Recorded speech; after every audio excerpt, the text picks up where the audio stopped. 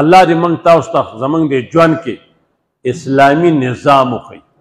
هر پاکستانی به عرب پتی، هر پاکستانی چې د پاکستان روپۍ خامارانو خولې نه ووته، ما تاله ګڼ شی د یارو معمولي افسر یا غورځې نیولی دومره ونې 1500 تولې هغه کره سونه وه، 2,25,24 باندې سونې توله ده، 1500 تولې د بیا ځان له ضرب ورکړه چې کور ته لاړې. 20 کروڑه ډالر څه له پاسه 300 باندې $1 دی. پاکستانی سیربونه دي هغه مې اوس هیر دي چې سود یا زما خدایه پاک دا هغه دومره ونې دي چې هغه دومره دی.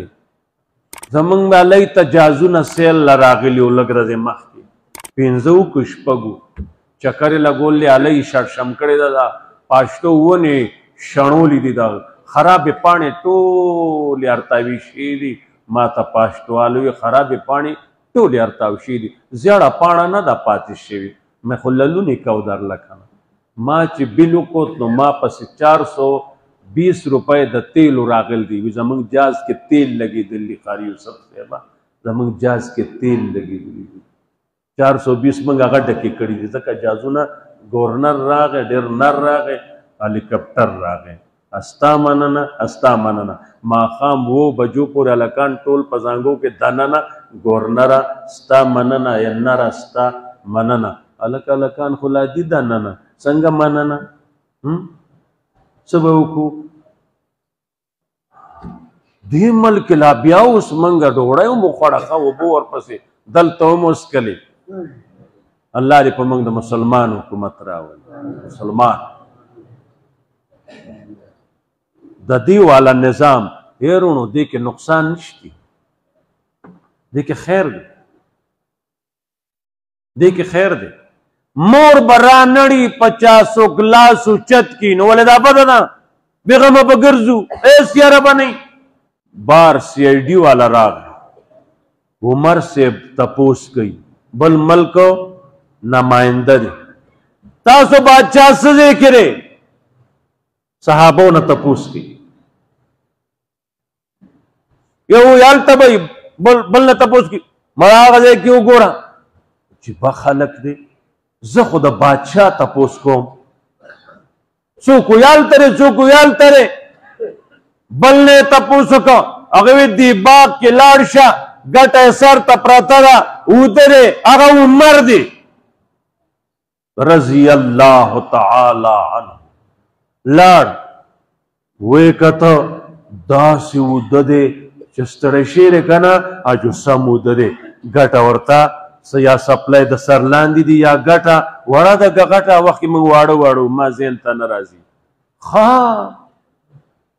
هغه بار ملک که څه وایي عدلته هغه اوده ته څه وایي عدلته فنمته فامنته فنمته.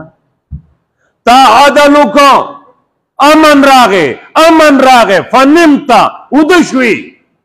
نور د چا پلار داسې اوده کېدی چې خوشي باغ کې نه څوکیدار شته نه څه خبره شته خو معلومه دا شوه عدل تا عدل کړ دی نو چې عدل کړ دی نو امن راغی چې امن راغی عمره خوشې اوده پروت دی.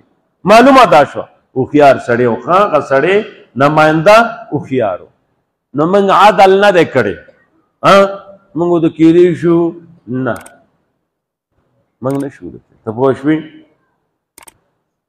دا یو څو ایتونه ویل شو مې دا به زه ډېر پیش کوم ونه شوه بیا به شي. دا الله رب العزت کم احکام موږ ته قرآن کې ویلي دي د هغې نه څه 6 ایتونه ما تاسو ته نن ووي نور به انشاءالله بله جمعه کې ویو کې ژوندي پاتې شو او را ارزان شو وږي نه شو مړه نه شو نو کېږي به نو او یاد ساتئ علما لیکي چې که انسان او دنیا ریټونه د اشیاو د سیزونو او انسان د تلې 2 چابړي دي تلی دوه ټوکرۍ چابړي وي کنه یو کې سامان دی یو کې سیرونه پراتی کنه یو چابړی د تلی انسان دی یو چابړی د تلی ریټونه دي که انسان